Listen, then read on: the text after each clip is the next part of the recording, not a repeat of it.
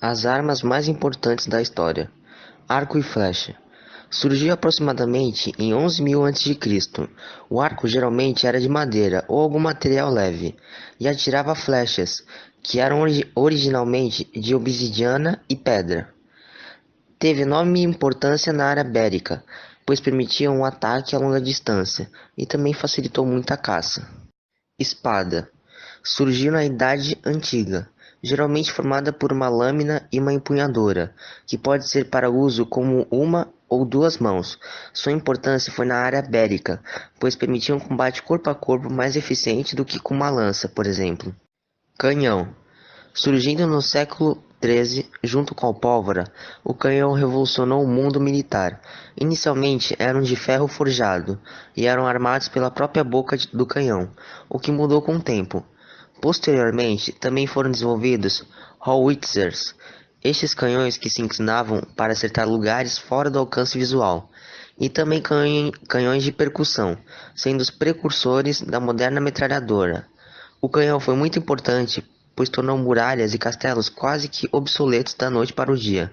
O primeiro uso registrado é na Batalha de Metz, em 1324, mas seu uso ainda mais notável foi durante a queda de Constantinopla, em 1453, onde os otomanos usaram um enorme canhão para destruir a muralha de Teodósio, que antes era considerada impenetrável, assim dando fim à Idade Média.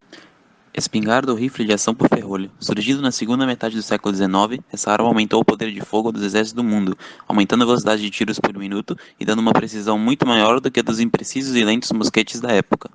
A arma foi usada em batalha pela primeira vez na Batalha de Königgrätz, durante a Guerra Austro-Prussiana, onde as forças da Prússia tiveram uma clara vantagem sobre seus oponentes por causa dessa arma. Metralhadoras de Gatling e Maxim. A metralhadora surgiu na segunda metade do século XIX, e tanto mudou como chocou o mundo militar. A primeira foi a de Gatling, criada em 1861, capaz de realizar tiro ininterrupto, por meio de uma ação de manivela manual, disparando munições soltas. Já a de Maxim, mais parecida com as atuais metralhadoras, foi criada em 1884 e era completamente automática. O primeiro uso em massa foi na Guerra Russo-Japonesa de 1904 até 1905, onde ambos os lados estavam equipados com ela, e cerca de 50% das baixas da guerra são atribuídas a esta arma.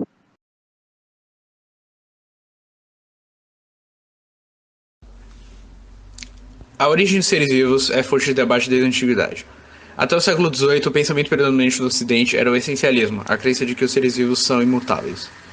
No início do século XIX, Jean-Baptiste Lamarck propôs sua teoria de transmutação das espécies, que foi a primeira teoria científica evolutiva totalmente elaborada.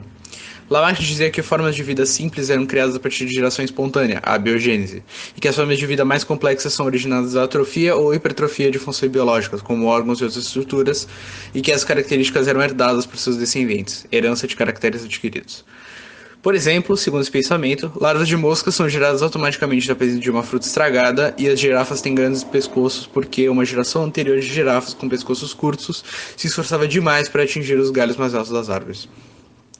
Em 1858, Charles Robert Darwin e Alfred Russel Wallace publicaram uma nova teoria evolutiva que foi explicada em detalhes no livro de Darwin, A Origem das Espécies, de 1859. Diferente de Lamarck, Darwin propôs que os seres vivos possuem origem comum e que a evolução era resultado de seleção natural. Com os estudos de Gregor Michael Mendel sobre genética, fica evidente para a comunidade científica que as características de um ser vivo são determinadas através de genes hereditários, como mesmo havia demonstrado com seus experimentos envolvendo ervilhas. Analisando o código genético dos seres vivos, é possível reconhecer grande semelhança de uma espécie para outra, indicando um ancestral comum, como dissera Darwin. A combinação da genética com a teoria da seleção natural hoje representa a síntese moderna evolucionista, explicando que a evolução se deve à transmissão e mutação genética combinado com o favorecimento do ambiente a características biológicas favoráveis. A seleção natural consiste basicamente no favorecimento de características desejáveis pelo ambiente que a espécie se encontra. Por exemplo, imagine que há uma espécie de pássaro que seja azul. Esses pássaros têm dificuldades para se camuflar entre as folhas verdes, sendo alvo fácil para predadores. Agora imagine que um desses pássaros consiga chegar até a fase adulta e se reproduzir. Dois de seus filhotes são azuis, como ele. Um deles, porém, é verde, pois houve mutação dos genes que determinam o pigmento de suas penas. Um dos novos pássaros azuis morre antes de reproduzir, pois foi comido por uma cobra.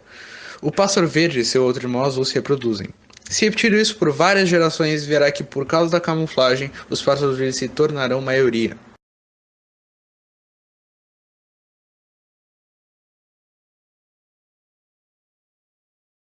Com o uso de ferramentas desenvolvidas para montar árvores genealógicas, biólogos disseram ter conseguido achar a origem da família linguística indo-europeia.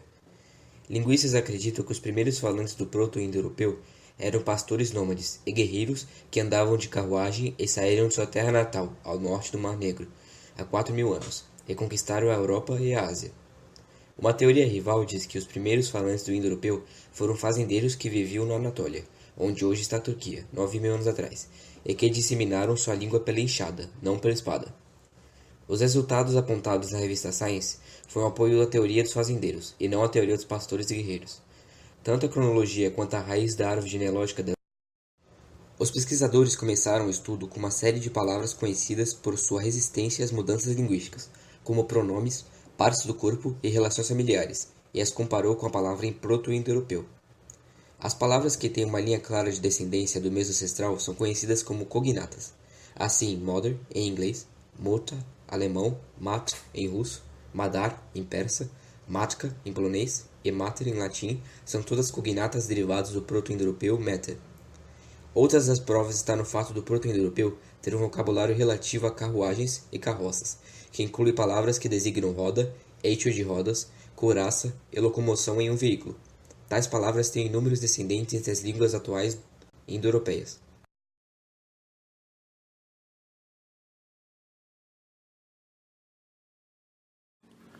Proporção áurea. A proporção áurea, também conhecida como número de ouro e outros nomes, é a proporção de 1,618 entre duas grandezas. Este número racional é considerado por muitos o símbolo da harmonia. Um dos principais usos foi na construção do templo Partenon por Pídias, tanto que a proporção áurea carrega o seu nome, Pi, até hoje. O Pi é tão importante que até teve um grande papel no Renascimento, e até hoje, como por exemplo, na Mona Lisa, Partenon, Vênus. O Pi também é utilizado em espirais semelhantes a que encontramos na natureza, como por exemplo girassóis e moluscos. O Pi aparece até na anatomia humana, como por exemplo a altura do umbigo até o chão, do crânio até a mandíbula, e entre tantos outros. Uma das representações mais literais do gráfico da proporção áurea, a espiral de ouro, é a casca do caracol, que forma uma espiral quase perfeita de 1,618. Os exemplos disso são nas conchas do mar e até nas plantas.